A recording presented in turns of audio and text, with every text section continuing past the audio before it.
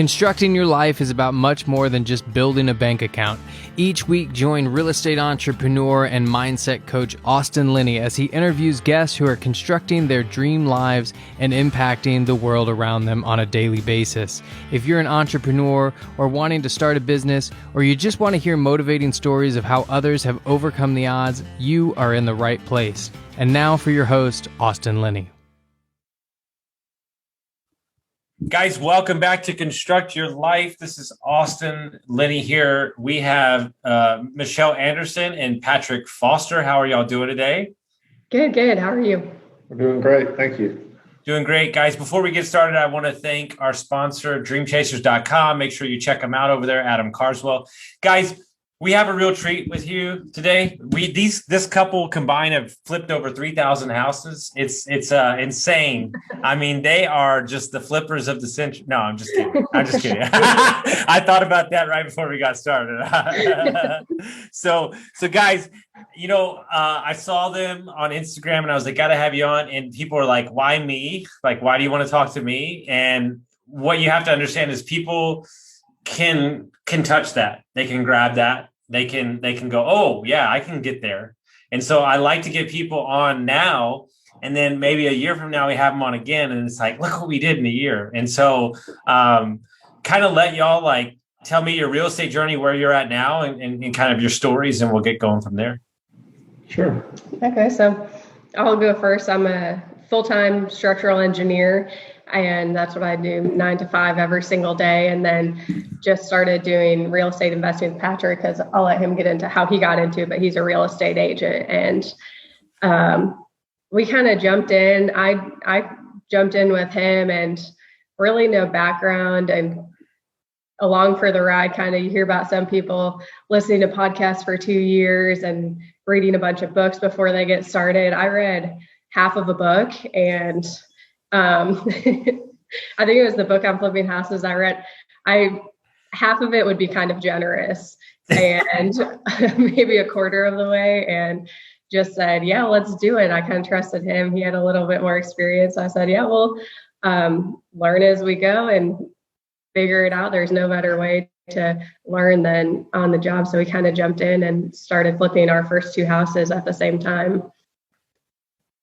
And so I grew up in a family, and I grew up working on houses, remodeling houses. I built custom homes, and then I gravitated into the union. I was a carpenter for a handful of years, and I started working for a commercial contractor. I'm going to make this kind of quick, but worked for a commercial contractor, and then I was working, 10, 12-hour days, 6 days a week. And I was like, you know what, like, why don't I take and put this time into myself and see what I can make of myself.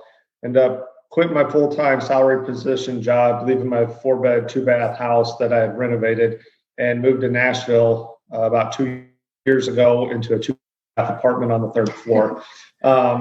Put all my money in one spot and bet on myself. So I got licensed in real estate, and I quickly gravitated towards the investor pool when I started working. I think I just spoke that language a little bit better. So I started working with an investor, pushing him deals. He would take the deals, flip them on the back, and sell them. So I'd find them, he'd fund them, flip them, and then I would list them. After doing that for about a year and a half of seeing it work, the prices are substantially different here than where I was from. So trying to hop in the game with that amount was just, it was different. I didn't really know how to do it. After doing it for about a year and a half, Michelle and I had talked about doing it, and I was, like I said, I'm pulling the trigger. I want to do this. End up hiring a real estate coach to get us over that ledge.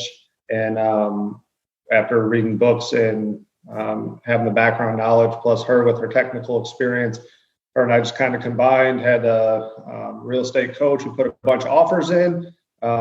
Lost a lot of offers, which is good because the house we did get for our first one ended up being a great flip. And the house that we're actually sitting in now, it's funny, we came to this house to look at it to do a flip. And then as we're talking about what we wanted to do to it, we ended up deciding to keep it for ourselves. So then we found another house right down the road, half mile down the road, that we ended up flipping. And we were doing these 2 houses simultaneously. So we literally went from like 0 to 200, if you will, while working full-time jobs. She was working at home because of COVID, and I was working here and doing real estate out of my car on a hotspot for a better part of a year. So couldn't even be bothered to finish the first book, which I love on so many levels, because this is what I talk about all the time. Here's what's interesting. This is a theory. It's not, screw that. It's not a theory. I've been proven right. Okay. I got 24-year-olds that I know that own 180 units, right? Like 23-year-olds that own that many units. And then you meet 40 and 50-year-olds that have been trying to learn for 4 or 5 years and they haven't done anything. They haven't bought anything. And what I believe is their long life and the amount of knowledge they have is actually the context that's holding them back. Right.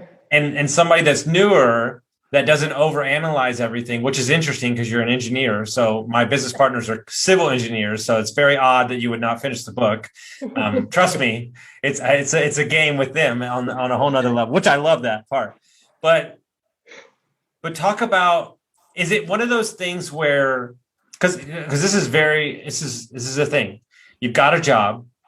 It's not that you're upset about the job. It's just that ultimately you want to do something else with your time, right?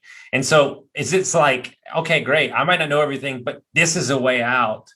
And I'm just gonna give it all I got, and we're gonna learn. And I truly believe that that's such a better way to live life than to have to know everything. Right. And I guess it comes from, I think, trust, because I trusted him so much and his construction knowledge and his construction background. And then I trusted myself to be able to run numbers and create a spreadsheet for tracking expenses and really honing in on the numbers that the areas where I didn't know, you hear the phrase, you don't know what you don't know.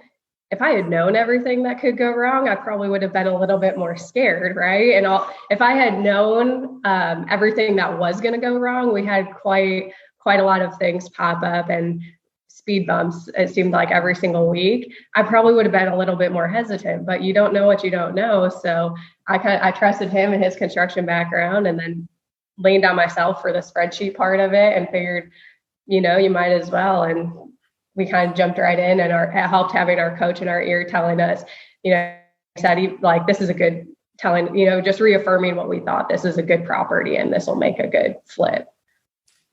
There's a thought out there that I've been sitting with for a while, and I love to read. I read a lot, and you wonder if the books aren't telling you anything new, but more importantly, confirming thoughts and ideas that you already have in your head. Meaning, like, that's what a coach does. That's what a book does. And so it's like, we have to be careful that we don't lean on that advice too much and need it to validate our own self. And so, that's what everybody says. Oh my God, what could go wrong? So let's talk about what went wrong, so we can kind of knock out some of these freak out moments that people think about when they think about taking that leap.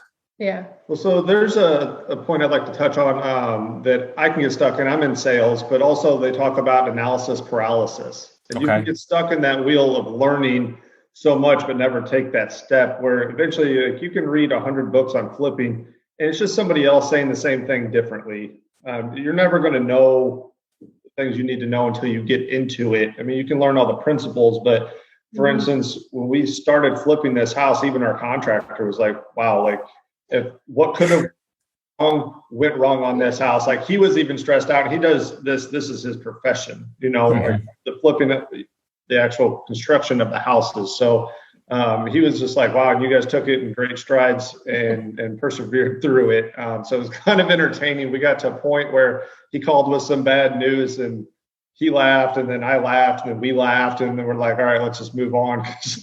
It's not a shocker anymore, Yeah. Did y'all make money on the first one?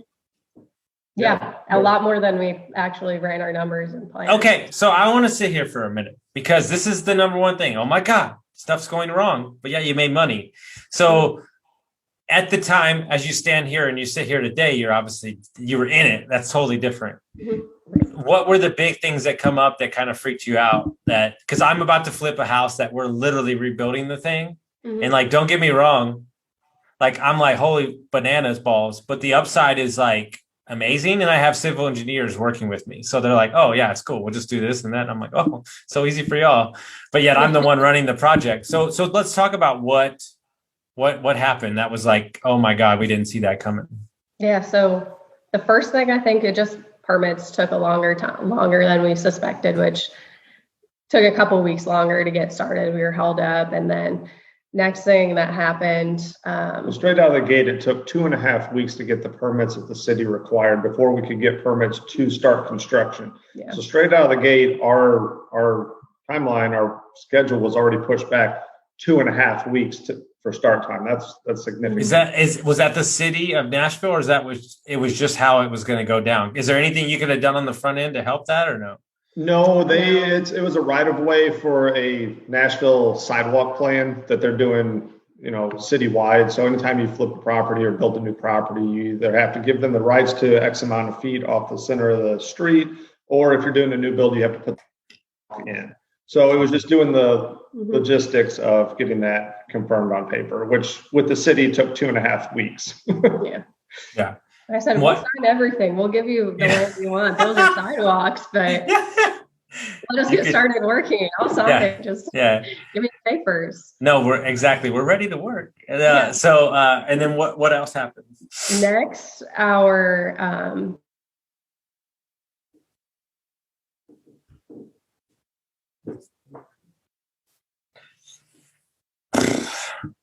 a little internet issue, guys. So we're going to hope that we get them back here. They're a little frozen. The joys of doing Zoom.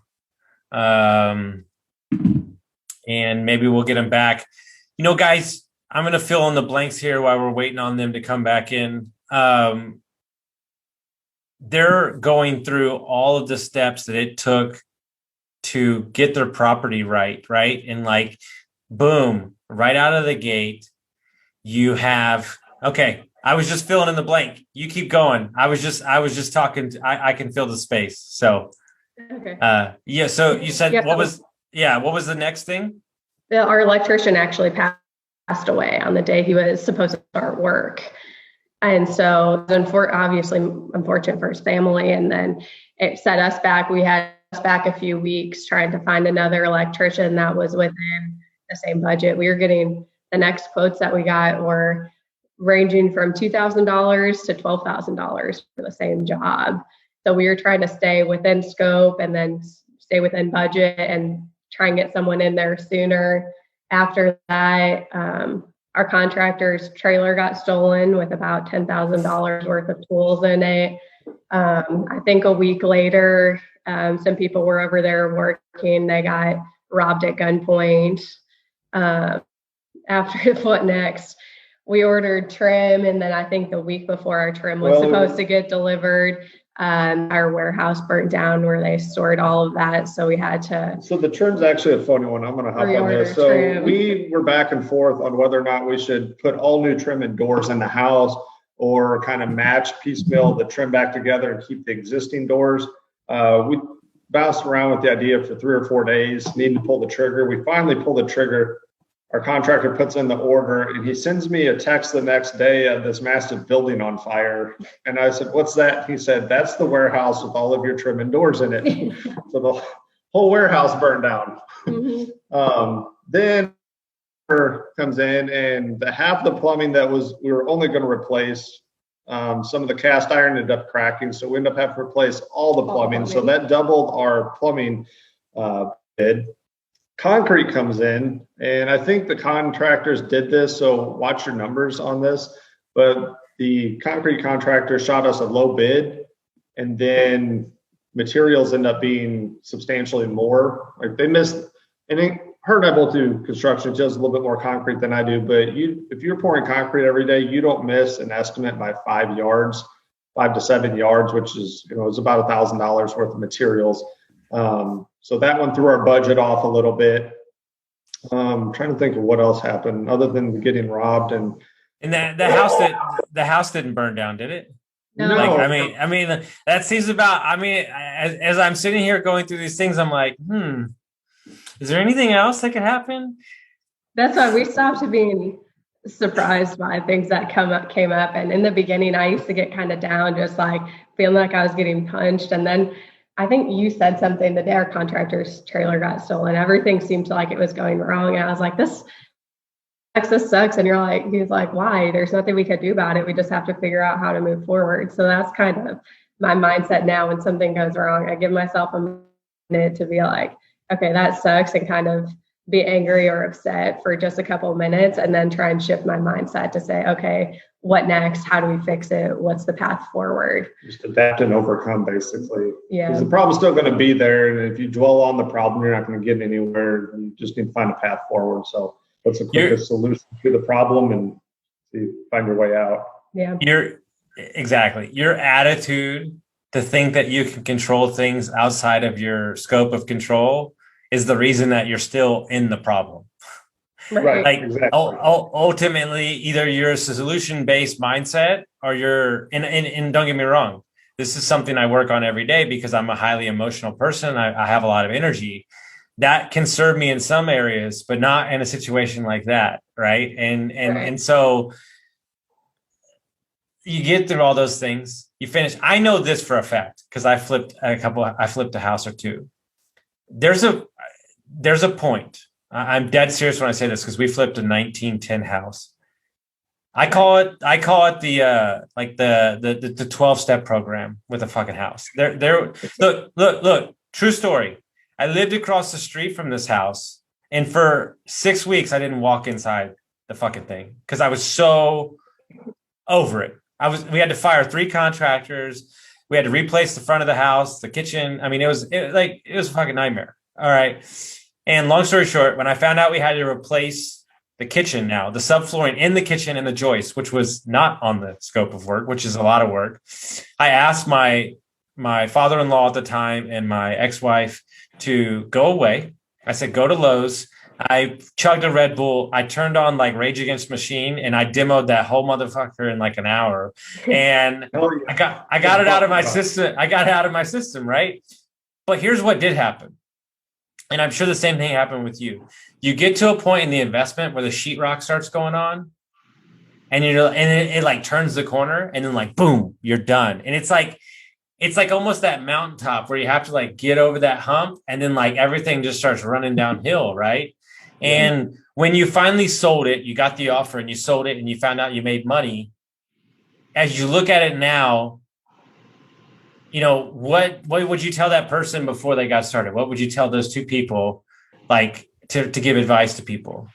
I would say one of the biggest things we learned was kind of, you have to adapt and things change, and you kind of have to roll with it and change with it, because if we stuck to our original scope and our original budget, we would have had a very different house. But we were the market was changing. We had the house for, I think, 5 months. So, today's market's changing quite rapidly.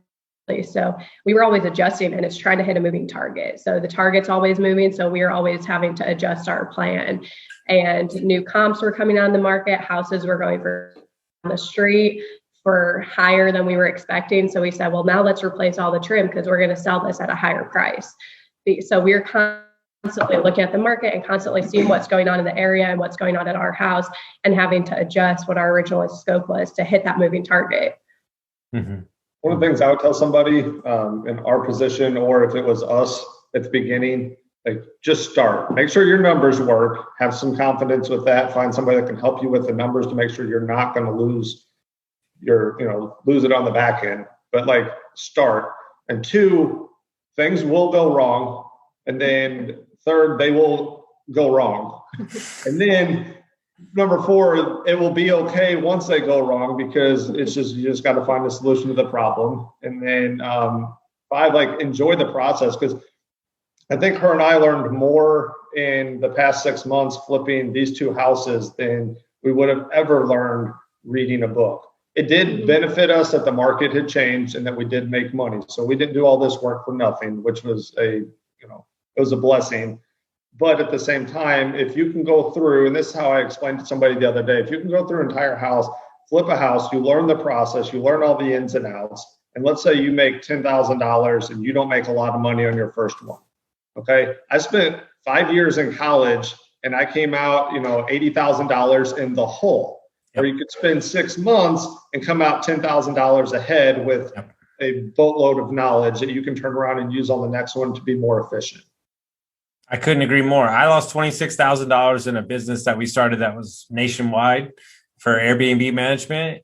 And it was a hard pill to swallow, but I never went to business school. And that opportunity has served me for the rest of my life and my new companies and who I am as a CEO and all those things. And people need to understand that sometimes the value of what you're getting has nothing to do with the back end profit. Exactly. Like I truly believe that you should look at your first couple properties as practice. Yes. It's school. And so all those things happen. You made a little money. And then because you're scary people, you decide to go after it again. So, so you said you were doing the other one at the same exact, so you're doing two at the same time? Yes. And one of them, like her and I were doing, like I was over here gutting the house, like tearing it apart, ripping floors out. I had the whole front of the house missing while we had one going down the road. So it was kind of nice because they were simultaneous and we were learning. Now I come from a construction background, but she'd never done this, level of a reno. So, we're out shopping. I'm walking her through a lot of things and like working together. That was a whole new obstacle. Yeah, I can't wait to dig into that one. Yeah. Plus finding out, with our house, it's not, hey, this looks nice. This is what's trendy now. It's more like what do we want? We are going to look at this every single day. How do we want the layout? So just trying to navigate through all of that. And this house was supposed to be our first split. And we went under contract. And like you mentioned, we started looking at it and my eyes lit up and I was like, this is going to look beautiful. We'll tear out the ceiling. We'll vault it. We're going to do new kitchen, everything. It's a brand new house now. And he looked at me and he goes, we have to decide now if we're going to keep this house. We can't get to the end and decide if we want to keep it. We have to decide now. So that's what we said. Okay, let's do this one for ourselves. Yeah. And a lot of people would forego that and they would take the profit. But do you, as you're moving along in your life, something I realized the hard way because I didn't for a while, is that it's really important to have that home base. And maybe the profits aren't as important because the energy, because we spend so much time at home, especially these days. And the energy to move forward in your business is going to be predicated off of having that routine and home base. Correct or no? Oh, yeah, absolutely. Yes. Yeah.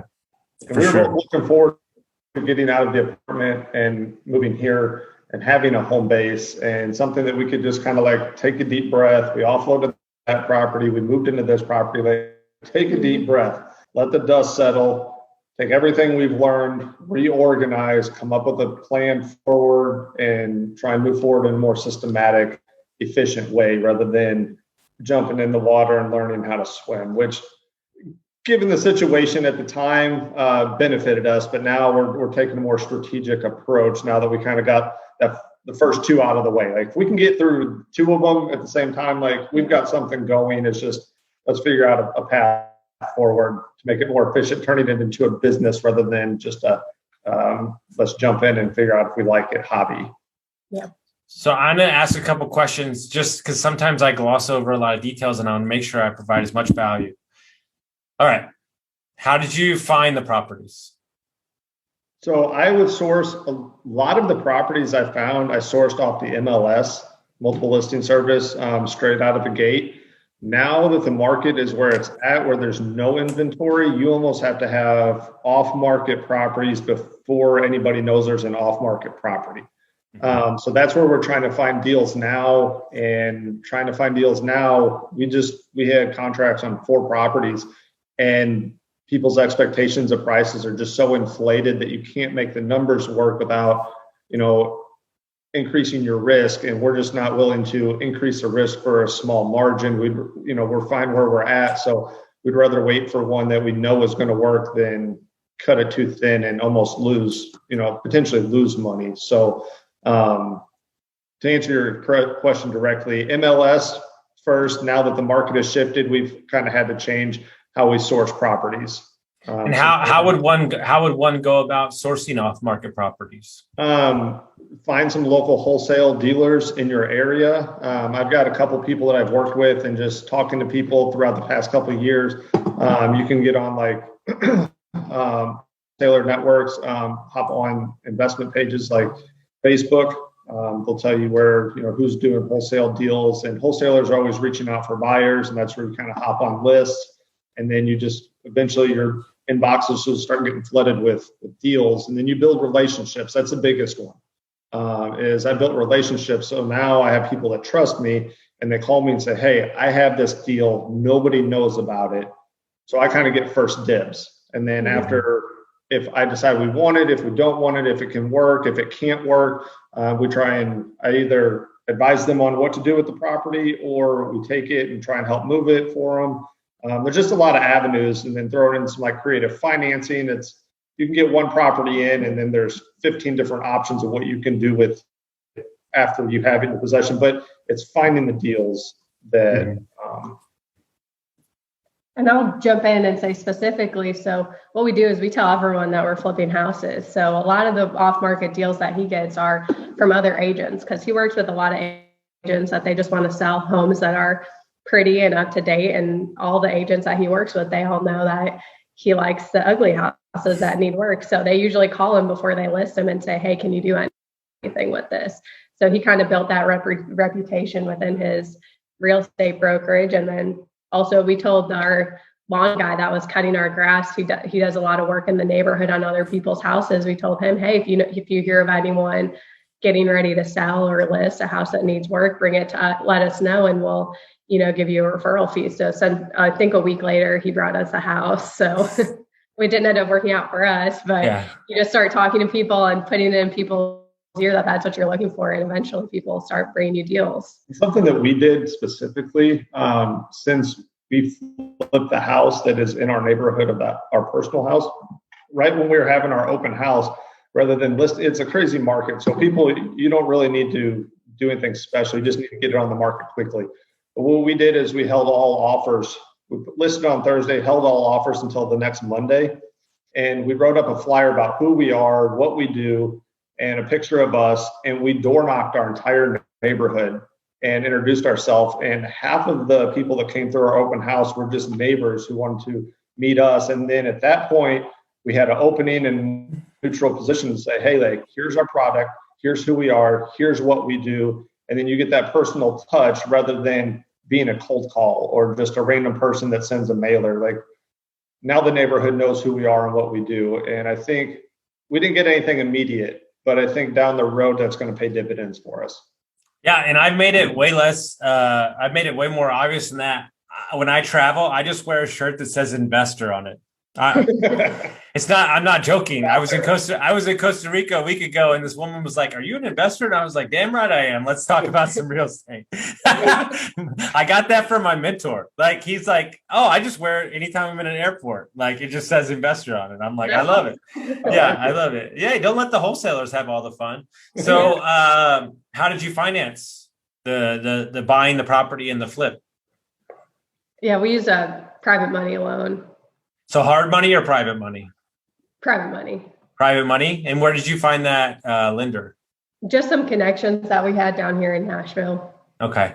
And they funded the purchase of the house, the construction, and then y'all refinanced out of that, or no?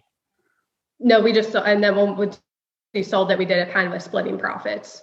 Oh, okay. Even better. I love that. So kind of like a joint venture. The joint venture, yeah. Okay.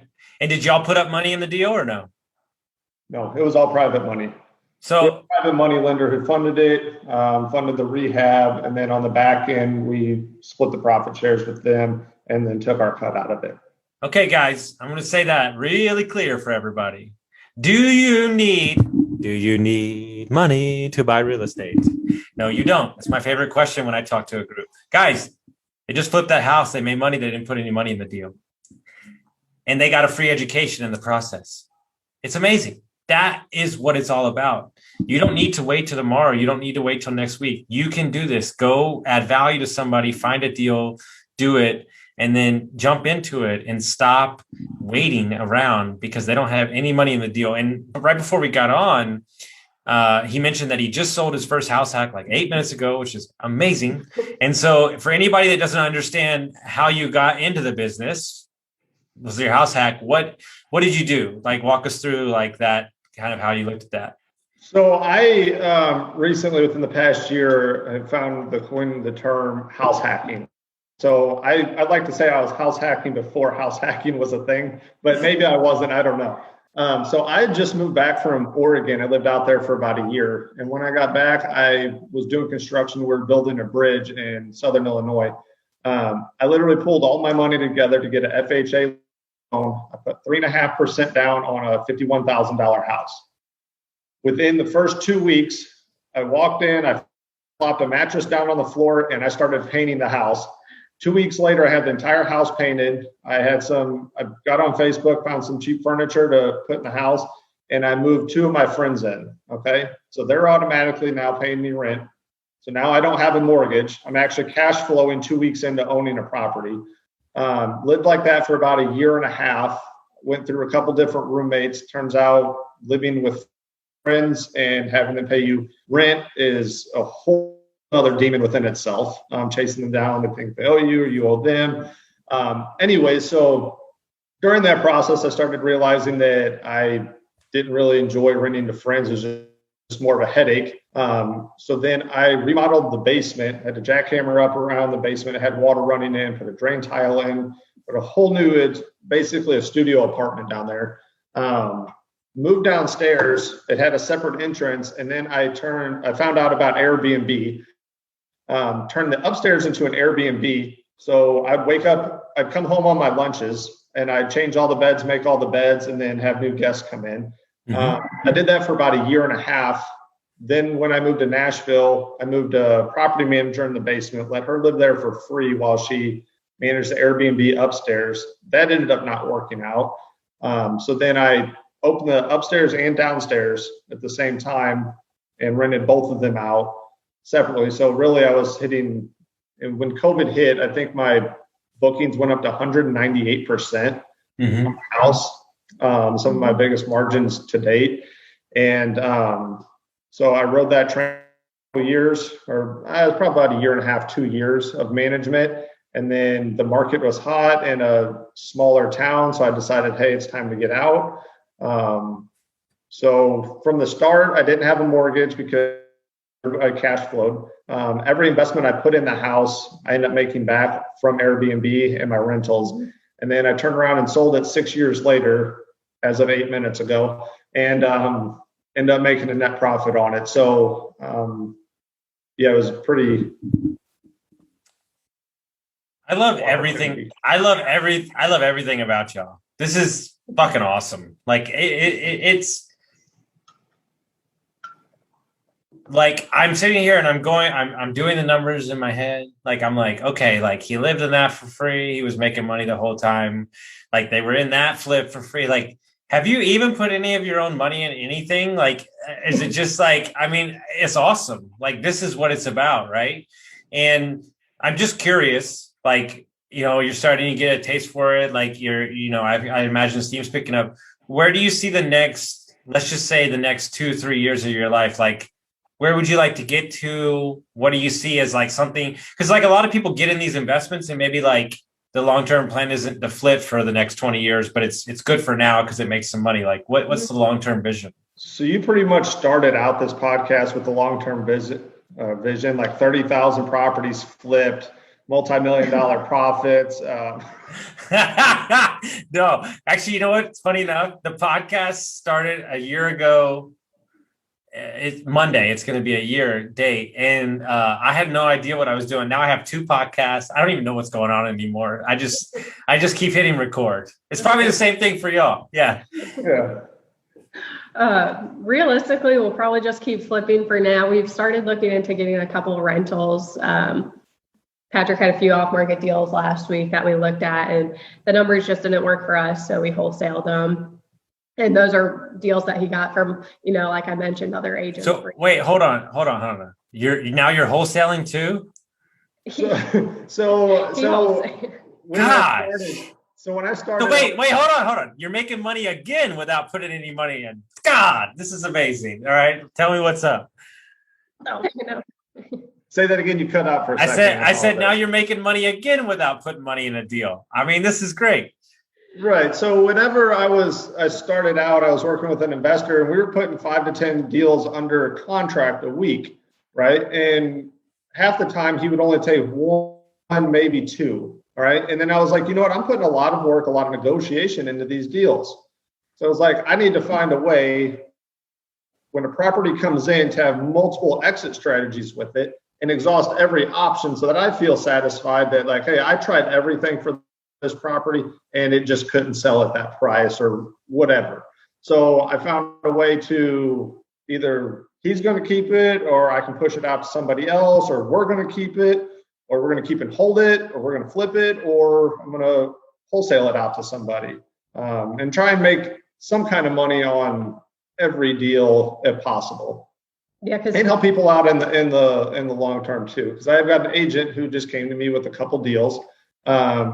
They wanted to keep it private. They wanted to keep it quiet. They had tenants in place, but she knew that I could probably move them quickly and discreetly. And here it is a week later, and they've sold, and everything was kosher and quiet. It didn't get put on the market. We didn't have thousands of people running through the houses. Mm-hmm. The tenants were still happy. It kept the relationship. So it's not always about the money, but the money is a benefit. Like I was able to help an agent get through a situation that they would have never been able to sell the houses in another way at this moment with the tenants in place and how the sellers wanted to deal with it. So it was just nice to be able to help her and, benefit on the back end as well.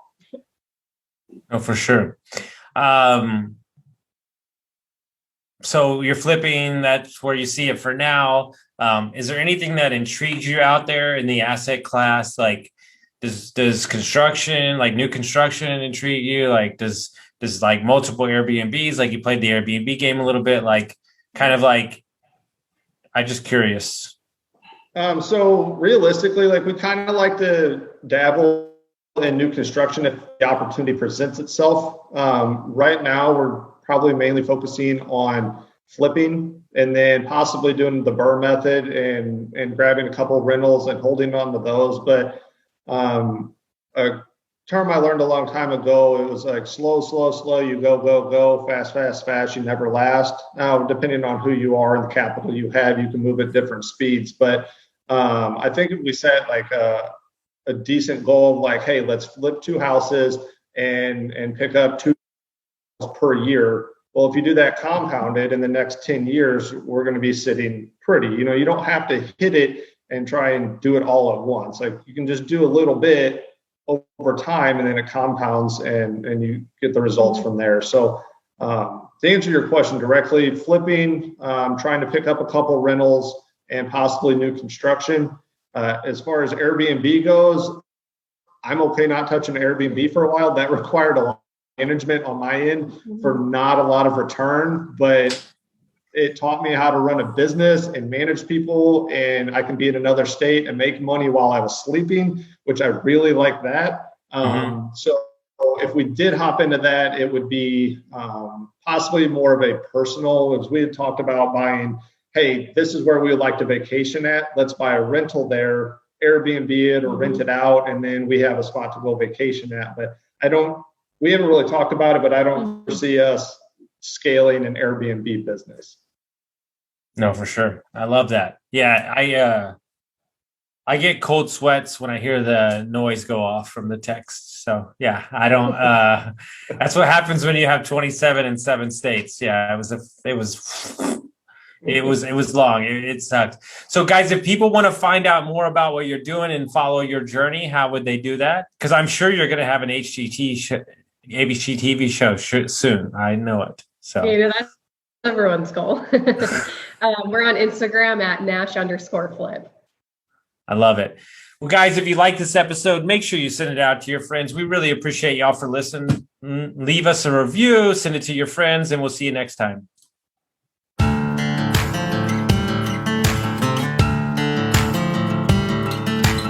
Thank you for listening to Construct Your Life with Austin Linney. If you enjoyed this episode, be sure to rate, review, subscribe, and pay it forward by sharing with a friend. Most importantly, take this opportunity to start constructing your life by taking immediate action on what you learned. For show notes, resources, and more information on one-on-one coaching with Austin, visit constructyourlifepodcast.com.